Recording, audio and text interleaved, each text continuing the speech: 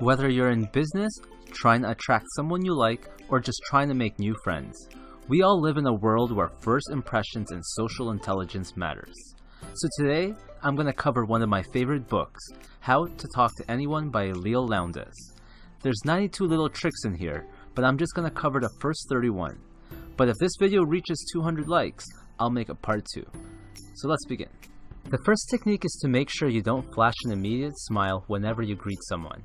Instead, look at the person for a good second or two. Pause, soak in their persona, and then let a big, warm, responsive smile flood over your face and overflow in your eyes. Think of how a good comedian will build up to a punchline for a joke. Next, pretend your eyes are glued to your conversation partner. Don't break eye contact even if he or she has finished speaking. If you have to look away, do it slowly. But as a side note, Leo warns the men to lower the intensity level when using this on other men. Now in a group setting, watch your target partner even when someone else is talking. If this is too intense, then keep your eyes on the speaker, but every time the speaker finishes a point, let your glance bounce to your target. This technique makes your target feel like you care about his or her reaction. Next is about posture. Every time you walk through a doorway, picture an iron jaw bit hanging from the frame just slightly above your head, and imagine taking a bite out of it. This should help you straighten your posture. Practice this in your home throughout the day. For the next technique, consider giving a warm smile, your full attention, and the total body turn to everyone you meet, as if a cute baby just crawled up to your feet. Or similarly, imagine the person is like your old best friend who you haven't seen in ages. Number 7 is about not fidgeting and keeping hand motions below your head. Many believe that one of the big reasons that Richard Nixon lost to JF Kennedy in the 1960 presidential elections is because he kept fidgeting and mopping his eyebrows on live television. Technique 8 is about making it a habit to pay attention to the little things. Are they smiling? Looking away? Rubbing their neck? Is their feet pointing towards the door? You don't have to be a body language expert to pick up on what they may be thinking. Next, relax and practice visualizing yourself walking around hung by your teeth, shaking hands, smiling, and treating people like you're meeting a long-lost best friend. Next, remember to match people's mood and tone of voice first, even if they're upset or depressed. Enter people's world before bringing them to yours. The 11th is understanding that your first impression has little to do with your actual words. Just remember to avoid starting conversations with a complaint or something negative. The next technique is to wear or carry something unusual, could be small, that strangers will feel compelled to stop you and ask you, "What is that?" Next, ask a friend, the host of the party, or anyone who knows your target about some facts, and then use those as an icebreaker. "So I heard you're a famous magician where you're from." But if you don't know anyone who can give you some facts, then try eavesdropping. "Excuse me, I couldn't help but overhear that you're a dancer." When someone asks you the inevitable, "Where are you from?"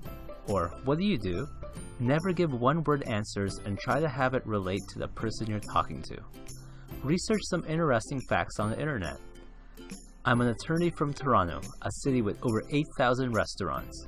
Right now, I'm involved in a case where a company actually discharged a woman for taking extra maternity leave that was a medical necessity. Now, the same rules apply when you're introducing people to one another.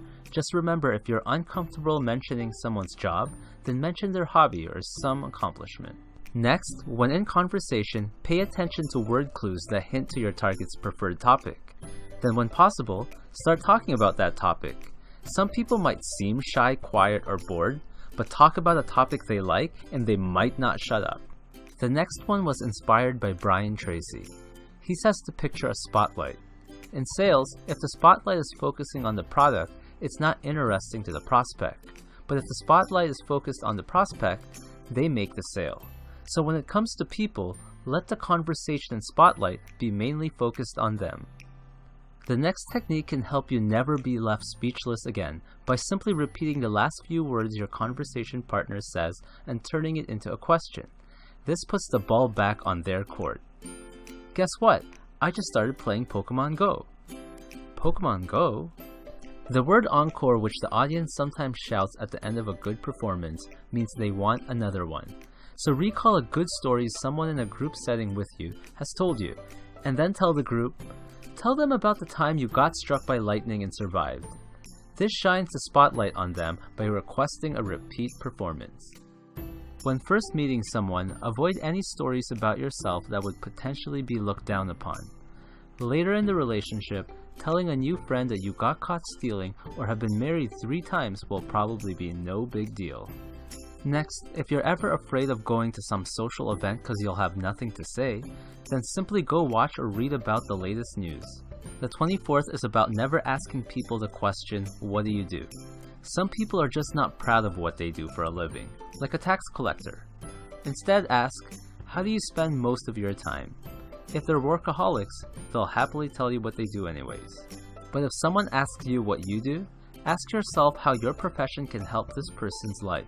For example, don't just say you're a real estate agent, say, I help people moving into our area find a right home.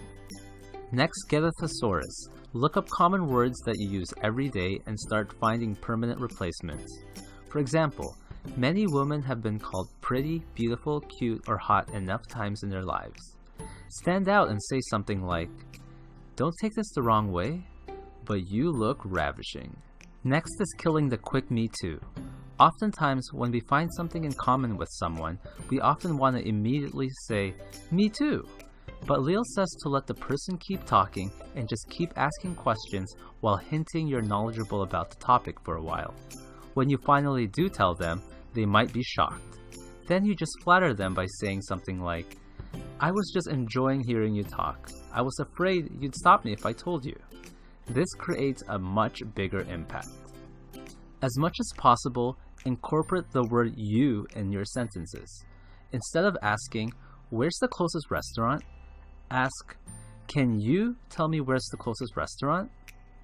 Interestingly, therapists calculate that inmates of mental institutions say I and me 12 times more than residents of the outside world. Next, don't flash everyone with the same smile. When meeting groups of people, give a distinct smile to each person, and if one person in the group is more important to you than others, then reserve an especially big, special smile, perhaps using the one from technique number 1. Next, never use cliches of any kind, like, I'm as quiet as a mouse. Instead, follow technique number 31 and consider just slightly changing the ones you already know. For example, switch when pigs fly to when monkeys live on clouds, or as quiet as a mouse to as quiet as an eel swimming in oil. Instead of sure as death and taxes, try as certain as beach traffic in July. Now, because I'm approaching 1,000 subscribers, I just want to thank every single one of you. And as a gift for watching this whole video, I'm randomly giving a copy of this book to anyone who subscribed and joined my mailing list. You'll get access to exclusive contents and gifts, my free ebook, a chance to win future drawings, and much, much more. So as usual, choose A, B, or C, or D. Hope my pants fall down.